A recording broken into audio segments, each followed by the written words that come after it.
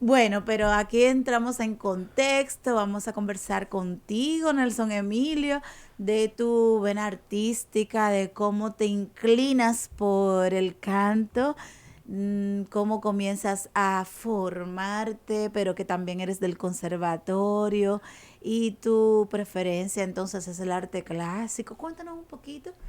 Bueno, yo realmente al principio no me gustaba la música cuando era niño. No, para nada. N- ¿Cómo decírtelo? No es que no me gustase, era el volumen.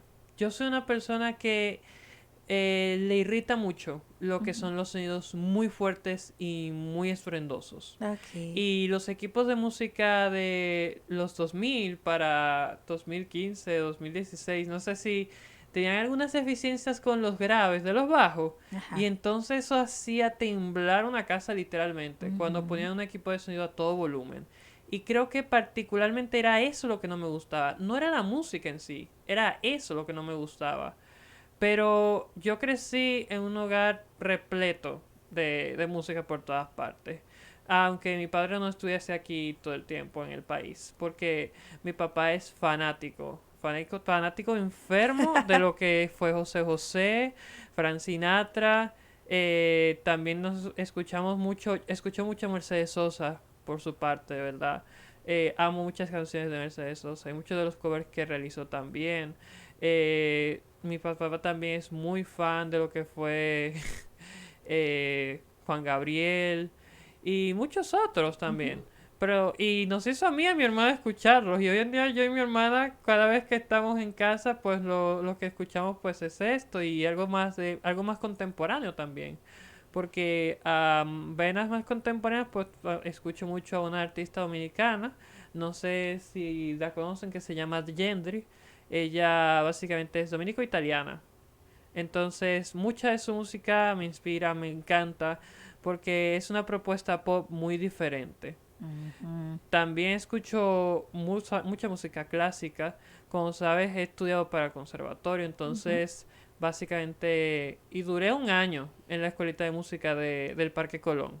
Que no sé si he hablado de eso, pero aquí hay que darle promoción a esto, a Claro. estas buenas Ujú. prácticas, porque la escuelita de música del Parque Colón, lo que buscamos es lo siguiente, es facilitar la enseñanza gratuita, eso Sí. sí, no sé si han escuchado, pero allá toda enseñanza musical es gratuita. Desde instrumentos como guitarra, flauta dulce, canto también, hasta arpas. Oh, No wow. sé, ya llevo un Qué cierto chulo. tiempo desconectado de la escuelita, Ujú. pero no sé qué tanto hayan avanzado en cuanto a los instrumentos. Ajá. También te enseñan a solfear, que es la lectura de las notas y partituras musicales. Pero bueno, yo a nivel de música siempre me ha encantado la música. Siempre. Es importantísimo lo que acabas de decir y tuvimos al director de Bellas Artes hace poco por acá, donde con él hablábamos justamente de qué hay para facilitar el acceso, vamos a decir así, ¿verdad? A la cultura musical de todos, qué sé yo, en los barrios, en los diferentes lugares, en las comunidades donde tal vez no pueden necesariamente venir hasta Bellas Artes porque sabemos que, qué sé yo, Bellas Artes, el conservatorio, ahí son lugares por excelencia, pero quizás haya gente que quiere, haya niños, hayan adolescentes, pero que se les dificulte por acceso, por distancia, por lo que sea. Entonces él decía que hay ese proyecto como de con ellos y también con el Ministerio de Cultura, recuerdo que decía, pero que la idea es esa, que sí se pueda acceder a ese conocimiento musical y ese tipo de manifestaciones artísticas diversas sin necesariamente tener que trasladarse a un lugar específico, ¿verdad? Bueno, yo realmente soy muy fan de lo que es la expansión de ciertos órganos de lo que viene siendo el gobierno y demás. Porque, ¿qué es lo que pasa en nuestro país? Lo que pasa en nuestro país es que ciertas cosas se quedan muy centralizadas en un grupo muy específico y acostumbramos entonces, el dominicano, no sé por qué pasa esto, pero se acostumbra a incluso surge el falso mito, ah, no, esto es para tal clase social, esto es para tal Y la grupo. música no tiene No, necesariamente clase social, o no, sea, y realmente incluso es el lenguaje universal, o sea que... sí, y realmente he escuchado o me he topado con muchas personas que de mi círculo, claro, que me han dicho, ah, no, ¿por qué escuchas esto? Estamos en tal sitio, esto y que aquello, pero que yo esté escuchando música clásica o música pop surcoreano o lo que sea en un barrio, no significa que yo tampoco pueda escuchar un trap o un dembow. Que al final el dembow y el trap, bueno, más el dembow, son una manifestación de lo que el pueblo está viviendo. Es música popular también. Ujú. Y también puedo escuchar música folclórica, un merengue, un perico ripiao. Pero acostumbrémonos a ver que realmente no juzguemos de tal punto a lo que son las manifestaciones sociales. Porque he escuchado muchas personas decir, ah, no, mira, el dembow es un género sumamente sucio, sumamente esto y que aquello, pero ya es un hecho. No, y no todos cantan solamente Ajá. letras así, vamos a decir, explícitas, no.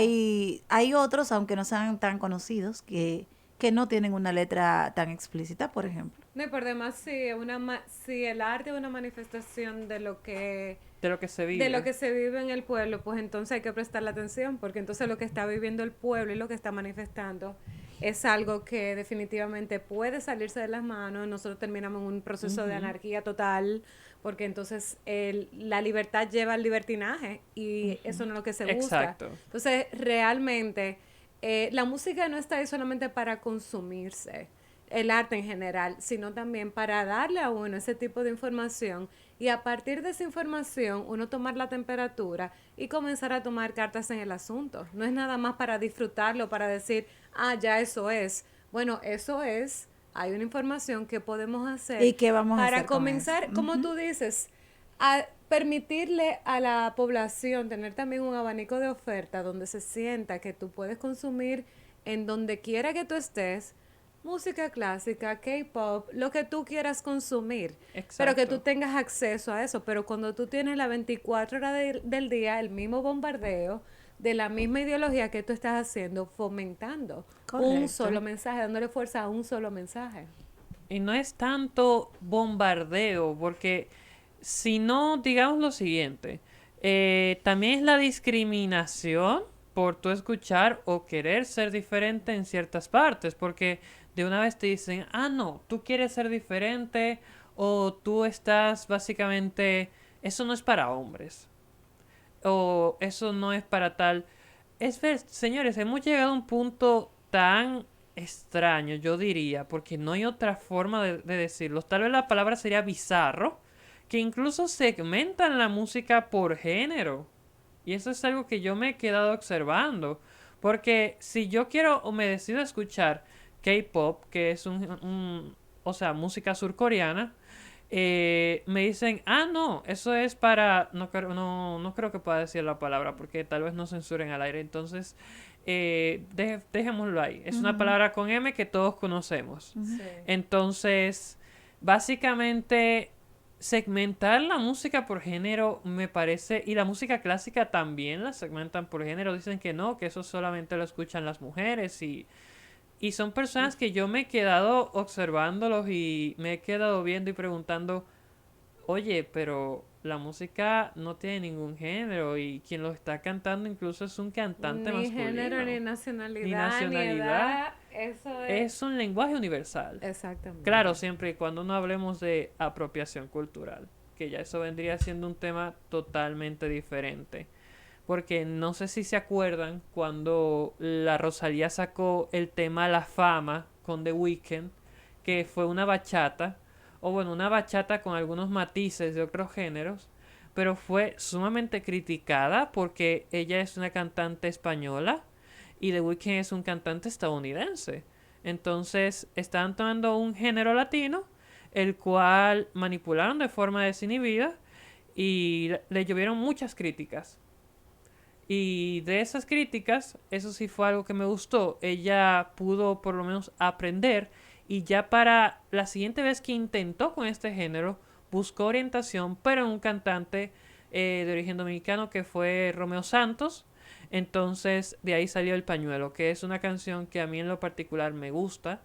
Es una canción bastante simplificada en la letra, pero que a nivel del soundtrack está excelente. Me encantó. ¿Qué tú buscas en la letra? ¿Qué tú, digamos, qué te inspira? ¿Por qué eliges? ¿En qué piensas cuando eliges escuchar un género u otro, un artista u otro, un tipo de música? Lo primero es el performance, porque en el arte el performance es lo más básico. ¿Qué es el performance? El performance es esta actitud de actuar, de poder transformar un tema y poder decir, ah, mira, yo estoy tomando, por ejemplo, esta parte de mi vida, lo que me está pasando en el momento, y poderlo dramatizar para poderlo comunicar a las otras personas. Claro, lo dramatizas de una forma exagerada, pero es para que el mensaje llegue. Es decir, si yo estoy triste, voy a cantar una canción sumamente melancólica y quiero transmitir el performance. Es muchas de las cosas que están haciendo muchos de los artistas urbanos que estoy escuchando ahora. Cuando busco en un artista, busco primero el performance, después la esencia que le da este artista a su trabajo. Porque el trabajo musical cambia dependiendo del artista, es por su esencia, por la marca personal de este artista. Y lo segundo, en la letra, ¿qué busco en la letra? Busco cierta complejidad y cierto compromiso con la letra, la verdad. Busco coherencia entre lo que tú me estás tratando de decir, lo que me estás tratando de vender y lo que tus letras me están diciendo.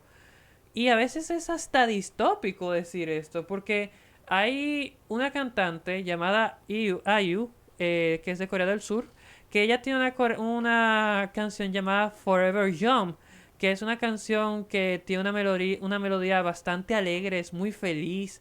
El videoclip también es muy feliz, pero si analizamos la letra al español, es una canción demasiado deprimente. Ah, bueno. Porque Hay una disonancia. se le está Ajá. dedicando a dos de sus mejores amigos en la industria que perdieron la vida a base de un suicidio. Uy. Entonces la canción dice, por siempre seamos jóvenes, vamos a divertirnos por siempre, que no quiero que este momento se acabe nunca más. Ah, bueno, pero tal vez ella, digamos, se enfocó en un tiempo antes de que ellos Sí, murieran. O sea, se no resaltando el suicidio, sino la vida que se, tuvieron. Celebrando la se vida que que la se vivieron. enfocó en eso, pero al Exacto. mismo tiempo el videoclip nos resalta a ella en una máquina para borrar los recuerdos, para poder deshacerse de eso que la está atormentando. Sí. Entonces, lo que yo busco a veces es hasta disonante. Entonces, eso es la música. La música es una expresión artística que no busca satisfacer tal vez un mercado propio tan grande. A veces la música simplemente busca ser una expresión de arte y el arte no posee lo que llamamos o lo que podemos llamar un interés en relación al mercado. Claro, hay arte que sí lo posee, Lo porque que pasa no es nos... que se industrializó, Ujú. se comercializó el arte, pero el arte en esencia, en su pureza, en su intención, No es. no es para comercializar, es una manera de expresarse, ya sea a través de una pintura, pero cuando nosotros conocemos la historia de un montón de pintores, Picasso, Van Gogh, todas esas personas que Da ahora uno Vinci. admira, pero en Ujú. su momento eso era terrible porque no vendía. No. Esas ideas no vendían, pero ahora un Picasso, dime si tú puedes entrar a un Picasso o un A Van no, Gogh. a no ser, claro, no vendían a no ser que si tú estás con los grandes. Porque me acuerdo bien que la Capilla Sixtina, créeme que esta persona vivió bastante bien dentro Él del murió Vaticano. pobre. Murió pobre, pero Gaudí murió pobre Gaudí. sin un chele. Gaudí vivió pobre sin un chele y bien criticado por sus obras arquitectónicas. En la arquitectura Gaudí es como tú decir, yo creo que las personas de esa época veían a Gaudí con Casi, sus sí, líneas tan orgánicas, porque la arquitectura de Gaudí destaca por ser muy orgánica, Sí. y las personas veían a Gaudí y tal vez decían en sus cabezas como, Gaudí, ¿estás bien? ¿Todo bien en casa? No, pero en realidad tenía que tener un poco de locura para involucrarse Sí. en unos proyectos. La capilla no se ha terminado. No. Y tú vas a Barcelona y vuelves y todavía La está en Sagrada construcción. Familia. Y tú le preguntas a un taxista y te Ay. dicen, te dicen, la he visto crecer. Y es algo que está en crecimiento y desarrollo. Y es hermoso porque cuando tú te metes en la esencia de eso, es un artista que no es egoísta, que No. entiende que su visión es más grande que sí mismo y que otra persona, otras generaciones van a tener la capacidad de continuar creciendo esa intención, esa visión y agregándole su propio saborcito a eso que ellos iniciaron. Así que a mí, esa, para mí, una de las obras arquitectónicas más hermosas del mundo, no solamente por cómo se ve, por lo que es, sino por lo que representa en el arte y la arquitectura. En esencia, a mí me gusta también esa parte de lo que acabas de destacar, porque eh, el que sea generacional, transgeneracional, una obra de arte, o el arte en sí que sea transgeneracional, es hermoso porque es como algo tan etéreo, es como la idolatría a la eternidad por medio del arte. De que el Es arte muy te, profundo de que el arte realmente. te vuelve, vamos a decir, recordable. Y al ser recordable, ya tu figura es como trasciende el tiempo y el espacio. Y algo que puedo decir de una de mis artistas favoritas, que es Mercedes Sosa, es que su arte era muy performático. Ella tal vez no tuvo la mejor voz, podemos decirlo, Mercedes Sosa no tuvo la mejor voz del mercado, pero era un arte tan performático, se tomaba tan a pecho lo que estaba cantando que las personas incluso se sentían que ella te estaba contando una parte de su vida, una parte de su historia. Ella hizo un cover de una canción que se llama, no sé si la conocen, Barro Tal vez, que esta canción en Tal vez sí. Barro Tal vez en esencia es una canción muy lírica, es una canción que tiene cierta singularidad para poder entenderla, porque te narra la historia de una persona que en su esencia lo ha perdido todo. Ha perdido a su familia, ha perdido casi su hogar, tal vez ha perdido hasta la dignidad, podemos decir que tal vez haya perdido. Pero lo que no ha perdido o lo que le queda es su arte. Y en la canción lo mismo. En la canción dice básicamente, esta es mi corteza, donde el hacha va a cortar, donde el río se va a parar para callar. Ya lo estoy sintiendo. Ya estoy sintiendo que me vuelvo canción. Barro tal vez. Y es que esta es mi corteza, donde el hacha cortará. Es decir, ella misma te lo está diciendo. Ya me he despojado de tantas cosas que ya siento que ya mi arte es lo único que me queda. Ya me estoy volviendo una canción yo mismo. Ujú.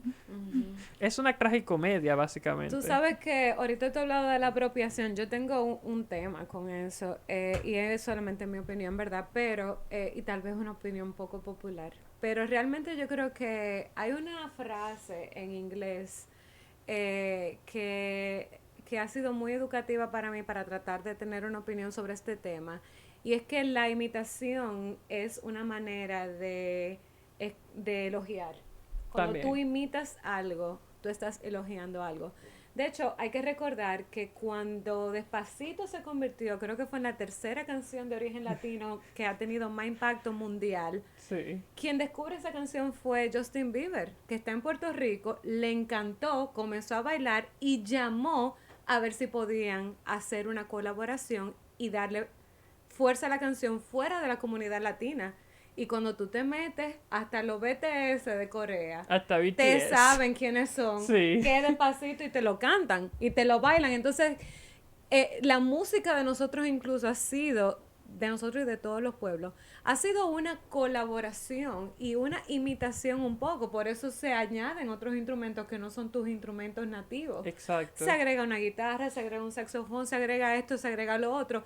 Y todo eso le da al artista la posibilidad de ser libre en su creación, de imitar, de hacer una interpretación de qué significa una bachata dominicana y cómo puede interpretarlo otra persona de otra nacionalidad. Yo soy muy, mi concepto de mi existencia, que yo soy una ciudadana global. que nací en República Dominicana. Cosmopolitan. Pero yo soy una ciudadana global y tengo la libertad de consumir, aprender, moverme a otros espacios porque este planeta completo también es mío. Claro. ¿Cierto? Y es de todos. Entonces, esa, la parte de la... Y eso también sucede mucho con el tema del cabello, de qué sé yo, que no, que la trenza nada más la pueden usar un segmento. No. Si aquí la gente se alisan los cabellos, entonces los otros pueden usar afro también o pueden usar... Es una cuestión de que no hay que ser tan... agarrar tanto para... Vamos realmente a compartir todos. Porque es un... A mí me encanta. Yo les digo que si yo pudiera elegir cambiarme los cabellos, yo cojo un afro. A mí me encantan los afros. Pero ese no fue el cabello que me tocó.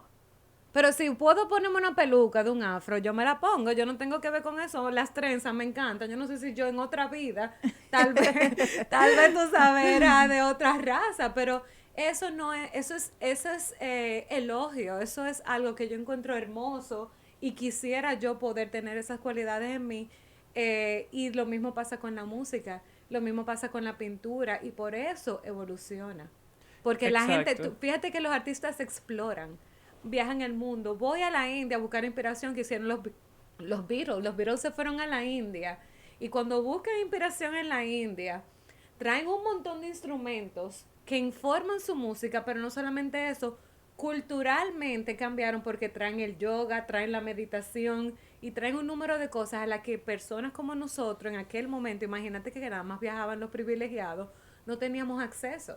Esa es parte del trabajo del artista, abrirle las puertas a otras cosas que tal vez están guardaditas en una isla o están guardaditas en una villa de un pueblo. Por lo menos en mi perspectiva con el tema de la apropiación. Bueno, desde mi perspectiva en mi proyecto propio. Espérenme un segundo, vamos a ver, para hablar del proyecto, ¿verdad? Sí. Tenemos que ir a pausa. Wow. Vamos a un segmento de sostenibilidad ambiental porque para hacer música, para elevar el arte, tenemos que tener un planeta. Eso. Si no tenemos planeta, no hay Eso forma sí de es que verdad. podamos hacer arte. Eso es básico. Eso es básico. Es Vamos un a la basic. pausa y seguimos con Nelson Emilio. Por favor, no cambien la sintonía. Esperen un tantito. Viene Brida Verde primero. Sostenibilidad ambiental arriba. Vamos a ver, porque ¿qué? No vamos a quedar sin planeta, señores. La semana pasada tuvimos un segmento sobre las inundaciones que esta semana vamos a continuar, recordando que las inundaciones son una muestra de la consecuencia de los cambios ambientales que sufre nuestro planeta. Al variar la duración, intensidad y frecuencia de las precipitaciones, una amenaza latente son las inundaciones.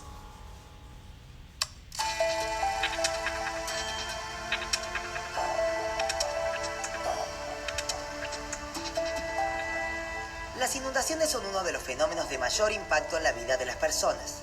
No solo pueden ocasionar la pérdida de vidas y grandes daños económicos, sino que pueden alterar por completo la economía de una región.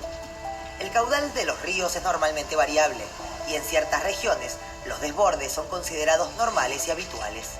Ocurren año tras año y tanto la vegetación como los animales han sabido adaptarse y obtener los beneficios de suelos más ricos.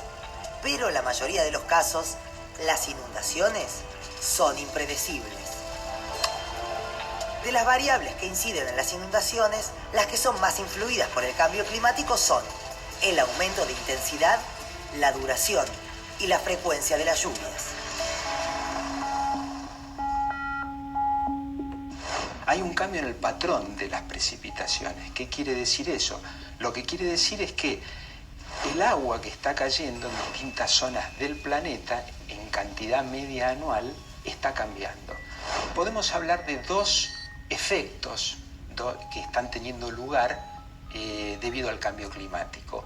Uno ha sido un incremento en las precipitaciones medias que ha tenido lugar, podríamos decir, de los años 50, 60 hasta fin del siglo pasado, pero ha habido incrementos significativos, podríamos decir del orden del 15%, que eso es mucha más precipitación. El otro efecto importante tiene que ver con el incremento de las precipitaciones intensas.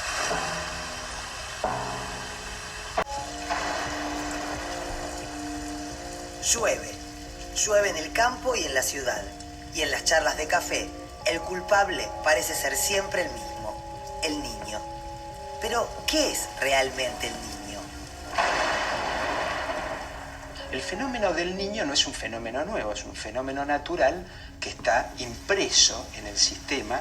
Es una corriente que se forma de alguna manera en interacción estrecha con la atmósfera. Es relativamente periódico en el tiempo.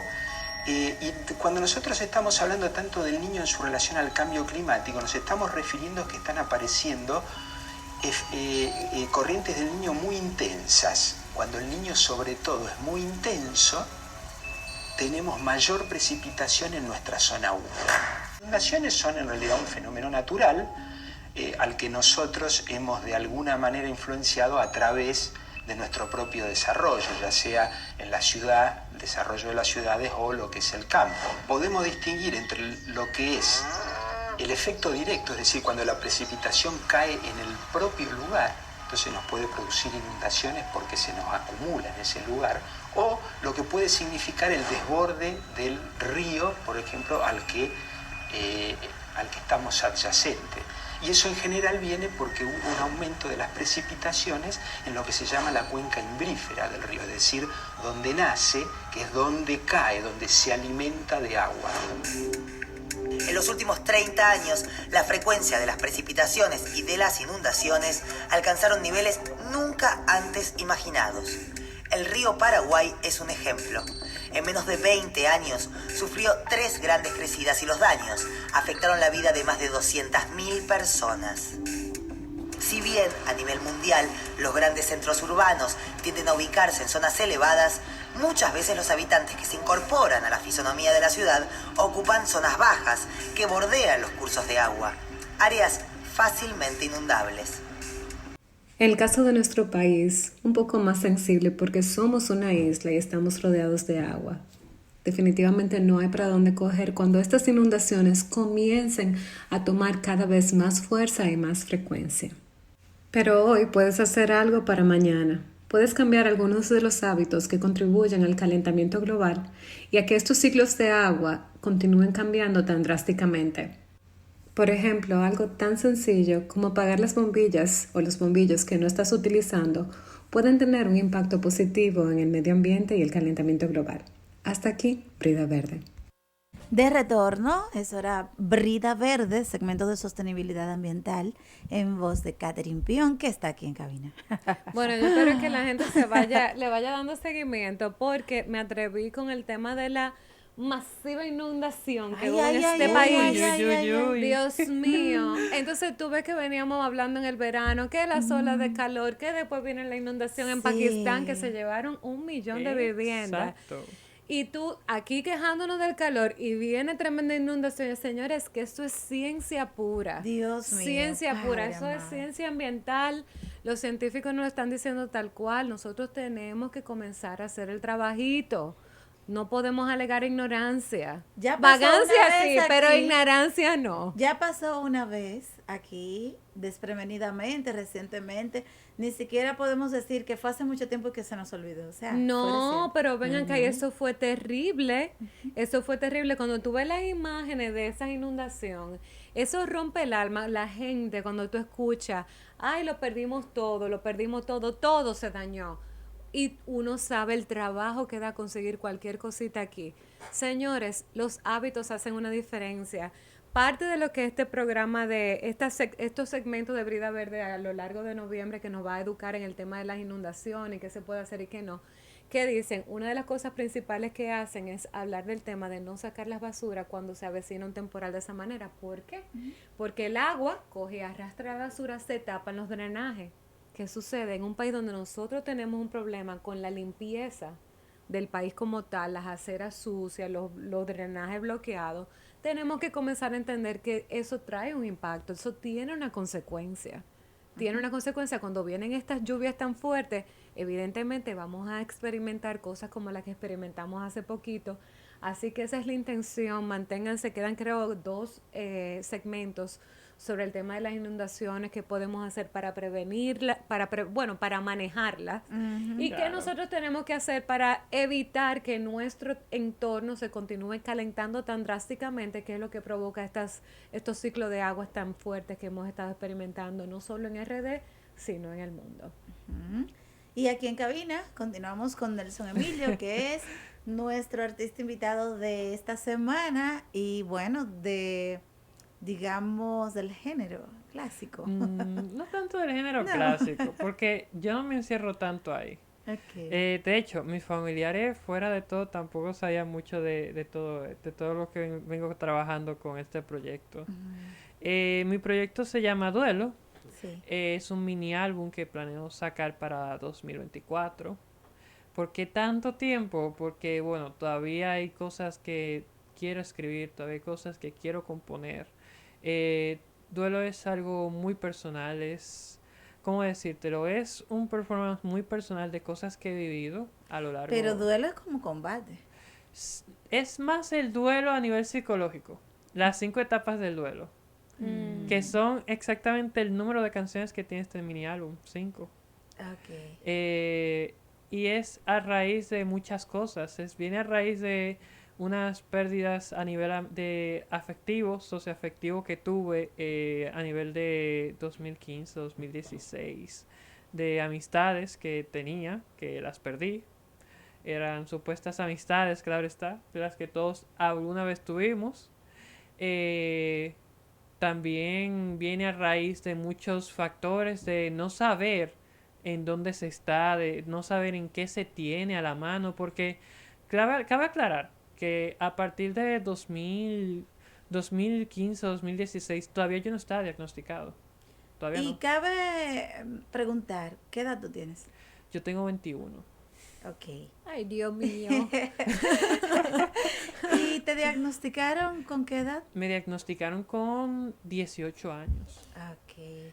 Yo todavía no estaba diagnosticado para ese tiempo y entonces en mi familia era bastante, no voy a decir duro, porque si algo caracteriza a la familia Rijo Castro es que somos una familia muy apegada, muy, muy unida, por decirlo. Es decir, si algo le pasa a uno, le pasa a todos. Y entonces a ellos no se explicaban muchas cosas de mi comportamiento. Y aunque no se explicaban, trataban de manejarme, de entenderme. Porque eso siempre, eso sí puedo agradecerlo de Podríamos verdad. decir que son empáticos. Trataban de comprender. Siempre voy a poder agradecer la eso. situación. Sí, siempre voy a poder agradecer eso de mi familia. Que siempre fueron personas empáticas. Que Ok. nunca me juzgaron por cómo por cómo soy. Incluso después de descubrir el diagnóstico, el trastorno. Jamás me juzgaron por nada y aún hoy en día sabiendo el trastorno tampoco tiene ningún problema con nada de Podríamos eso. hablar del comportamiento. ¿Cuál sería ese comportamiento? Porque hay familias escuchando en este momento el programa. Bueno, sí. Y puede ser de provecho para evidenciar alguna situación que tal vez también estén Bueno, viviendo. a nivel de mi caso en particular, ya hablando del trastorno obsesivo compulsivo, yo no solo lo tengo conmórbido con depresión paranoide.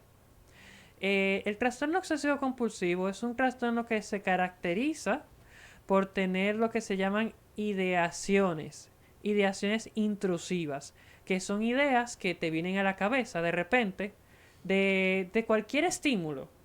Vamos a decir, yo estoy cruzando la calle y de repente me viene a la cabeza una idea de que mi madre está cruzando la calle y tal vez le pasó algún accidente. Y es una idea que te provoca un nivel de ansiedad que te dispara un nivel de ansiedad muy alto, de repente. Y de repente estás en un estado muy eufórico, que incluso hasta te puedes hiperventilar. Comienzas a hiperventilarte, comienzas el cuerpo temblar, a sentir fatiga. Y la manera de poder remediar esa ansiedad, esa idea obsesiva, es lo que nosotros le llamamos la compulsión. Que en este caso, ¿cuál sería? Llamar a mi madre muchas veces al día para asegurarse de que está bien. Ok. Entonces, a eso es lo que llamamos la obsesión es la idea y la compulsión es Es La la reacción. manera, sí, es la reacción de satisfacer esta ansiedad. De que esta ansiedad ya no, de alguna manera quitarte esta ansiedad de encima. En mi caso, ¿qué yo hacía para quitarme la ansiedad de encima? Mi TOC es un TOC puro, puedo decirlo, pero que se ha manifestado de muchas otras clases. Es decir, he tenido TOC por orden, he organizado mi cuarto de tal forma que cuando era más pequeño, cuando era adolescente incluso, tú me movías algo del lugar y había un problema enorme. Ok, En casa había un problema enorme porque me ponía muy agresivo ok. o me enojaba mucho, la verdad. Tal vez te daba la misma ansiedad, ¿verdad? De no saber dónde ¿Dónde está, yo lo dejé está? aquí. Yo lo dejé aquí. Sí. Entonces, yo en casa, porque a nivel artístico también, desde muy niño, trabajo con figuras, hago figuras a base de materiales, barro, cera, lo que sea. Como arte plástico. Como arte plástico, no a nivel De profesional. manera natural. De O manera sea, un natural don. siempre lo he hecho, siempre, nunca, no sé de dónde vino eso, pero, Naturalmente. pero de forma natural ahí estaba. Y entonces yo dejaba organizado en filas e hileras, y lo tenía perfectamente contado cuántas Ok. habían. Y entonces, si alguien me movía algo de ese espacio, también había problemas. Ok. Entonces, el comportamiento suele ser repetitivo y lo que nosotros llamamos ritualista. Ritualista no quiere decir que algo religioso. No, no. Ritualista quiere decir que es algo que se repite constantemente y es como algo que hacer antes de salir para satisfacer la ansiedad. Por ejemplo, muchas de las personas que conozco con TOC, porque a raíz de esto también conozco otra persona con trastorno obsesivo compulsivo, Ujú. hay personas que me dicen, Nelson, yo no puedo salir de mi casa sin verificar hasta 15 veces que la puerta esté cerrada con seguro o con candado. Literalmente hasta 15 veces, o sea, muchas veces. Literalmente. Y yo Ok. mismo lo comprendo porque yo a veces no podía salir de mi casa. A veces recaigo en eso, en esa compulsión. Yo a veces no podía salir de mi casa hasta que la cama no estuviera sin una sola arruga. Ok. Wow. Es decir, la planchada de tal forma oye, no quería ni una sola arruga. Y si alguien entraba a mi habitación, Se Por supone la que... arruga tú te dabas Exacto. cuenta. yo me daba cuenta. Se supone que desarrolla mucho la observación, me imagino, Y el para darse detalle. cuenta que falta Sí, algo. La atención al ¿verdad? detalle, sí, es brutal. De verdad, sí es bastante brutal la atención al detalle ahora que me fijo. Porque realmente, para las personas que nos están escuchando, claro está, si usted tiene un hijo o un familiar que presente estos síntomas, eso es algo también bastante importante decir. No se autodiagnostique. Exacto, Vaya claro. hacia donde los profesionales, que en este caso puede ser un psicólogo clínico o un ¿Quién psiquiatra. te diagnosticó? ¿Un psicólogo? A mí me diagnosticó un psiquiatra. Ok. Cubirete, su apellido es Cubirete. Ok. Él me diagnosticó por medio de un encefalograma, por medio de también análisis de sangre, porque el trastorno obsesivo compulsivo tiene un patrón neuronal bastante marcado y también se hacen análisis de sangre para descartar otras cosas. Ok. Entonces, a partir de ahí, el tratamiento puede ser combinado entre terapia cognitivo-conductual con una psicóloga o un terapeuta y con medicación. Por el momento, yo me medico. Yo tomo medicación. No voy a decir, obviamente, los nombres de la medicación. Claro. Eso es muy por particular de ciertos todas motivos. maneras. Sí. No, y Claro. no es tanto porque sea privado, porque estamos hablando de una condición, Exacto. sino porque son medicamentos que son regulados y son controlados y pueden ser censurados aquí al aire. Ok. Así que, Por demás que la gente, como tú dices, aquí Ujú. nosotros tenemos la cultura de diagnosticar sin ser médico y decirle, Sí. mira, ve y cómprate tal cosa, Porque que a yo mí lo me oí en lluvia de funciona. Chichigua y Ajá. eso funciona. e Y imagínate, esa no es la idea. imagínate que alguien tome un antidepresivo No, o no, un no. ansiolítico sin ser diagnosticado, que son medicamentos que tienen efectos secundarios muy fuertes. Y que es importante destacar a propósito de ese comentario y que tú eres usuario de medicamentos, Ajá. que tienes una condición que fue diagnosticada, pero que tú estás empoderado de la situación y tu familia también. Pero cuando esto no pasa así, porque sé, aquí una invitada nos comentaba en Lluvia de Chichiguas que tiene un hijo con una situación, no recuerdo cuál es la discapacidad intelectual, pero en el colegio lo trataban como que era hiperactivo y lo medicaron Ay, ay, sin ay. permiso y sin diagnosticar. Lo el medicaron Y colegio. no era por TDAH, hiperactivo. o sea, Era una situación, no recuerdo cuál era trastorno ahora. de pero sí. hiperactividad por déficit de atención Eso por es lo que ellos hiperactividad. creían, pero no es TDAH. lo que era. Pero lo medicaron, Lo que el punto medicaron. es que eso no, No es funciona correcto. así, ¿verdad? También depende mucho de la situación, porque si una persona con algún trastorno mental o alguna condición psicológica se pone en un estado eufórico de mucha violencia, Sí, se sí, debe hay llamar que- al 911 Pero y lo más exacto, el común debido es, procedimiento. ajá, lo más común es que lo vayan a sedar con diazepam. Pero es el debido procedimiento, Es el pero debido no con- alguien sin No, conocimiento no alguien sin conocimiento. adivinando. No, No, es la obviamente idea. no, Mira, no es pero la idea. retomando el tema artístico y mapeándolo Sí. con todo esto, ahora yo sé, digo, no sé, pero ahora estoy interpretando por qué ese álbum va a salir en 2024. Es que este hombre tiene una atención precisa al detalle. Que cada una de esas canciones tienen que pasar por unos filtros que no van a pasar, por ejemplo, por el filtro catering. En mi caso, ese álbum está ready en 3 meses. No tanto eso, sino No que... sale igual porque la atención al detalle mía no es la misma. No tanto eso, sino que volviendo al álbum, Duelo es una canción que por el momento yo tengo lista, te puedo decir lista, solo 2 de las 5 del mini álbum. Ok. Porque es un álbum que yo quiero vivir el proceso del duelo que aún sigo viviendo, porque Ok. sigo viviendo el duelo de saber qué pasó con esas relaciones sociales que tenía, de esta parte de saber desde los 18, todavía sigo viviendo con el duelo de saber qué pasa en esta sociedad con las personas de nuestra condición. ¿Tú asocias que perdiste esas relaciones por el diagnóstico que te hicieron?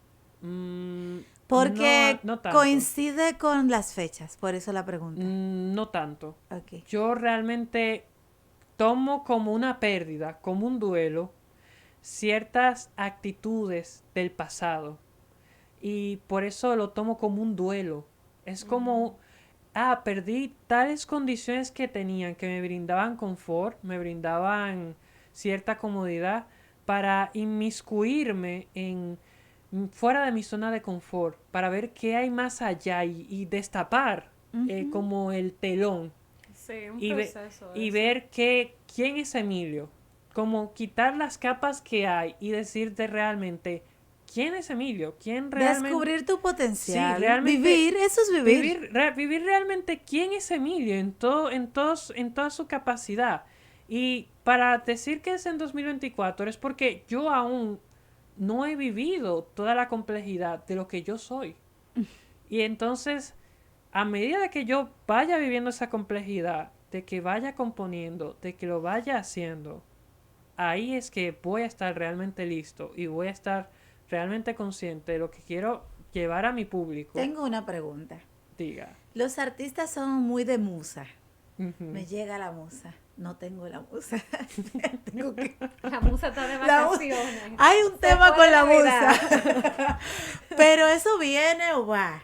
Y bueno, tú produces o no produces X. Pero tú estás, vamos a decir, no esperando necesariamente la musa. Estás como cuadrado con algo específico que es ahí que tiene que aparecer la musa, no en otro No. momento, área. O sea, Él no está sé si me haciendo explico. su duelo a través de su arte. Ujú. Él está haciendo una catarsis a través del arte. Sí. Pero la musa, Bueno, la musa está ahí. La musa está ahí, La musa está ahí. independientemente a todo, porque le voy a decir algo, Sujei, es algo muy personal realmente. Mi familia materna viene de un pueblo llamado Sabana de la Mar en Atomayor.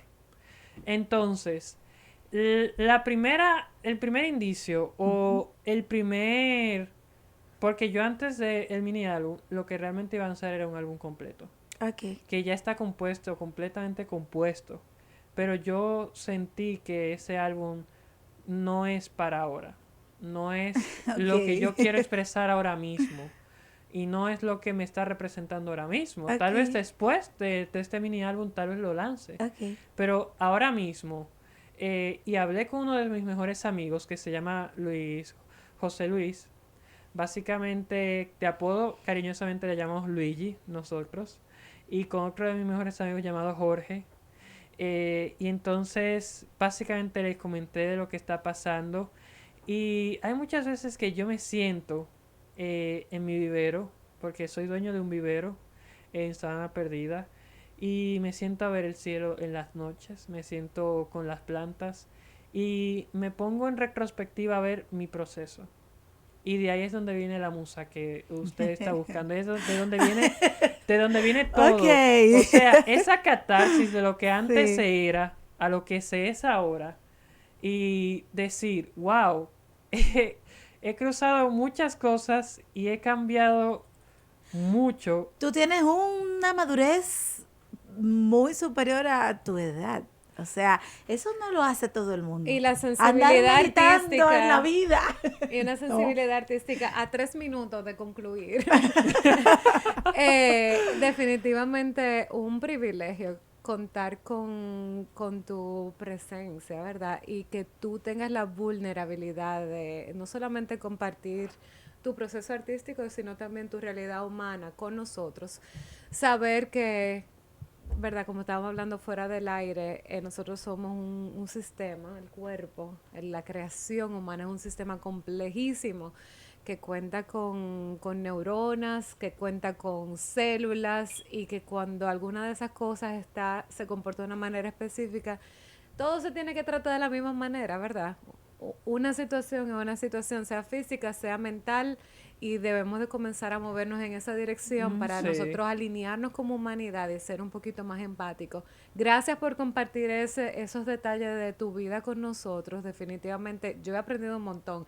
Me di cuenta que tengo un poquito de TOC, pero un poco. Yo me vuelvo 2 o 3 veces a chequear, no 15, pero yo he sabido manejar para atrás a la puerta de mi casa. Dije, déjame yo pegarme, chequear. Sí, real. Mi closet organizado por colores, la percha tiene que ser toda en una dirección. O sea, yo tengo mis poquitos, pero no una realmente, cosa. Realmente del proyecto aquí, el único fragmento que tengo para dejarles al final del programa es este que tengo aquí, que es un fragmento un poco corto, ya, realmente. En 1 minuto lo hacemos, ¿verdad, Manuel? 1 minuto. Sí. Dale. Dice: ven aquí, no hay tiempo de perder.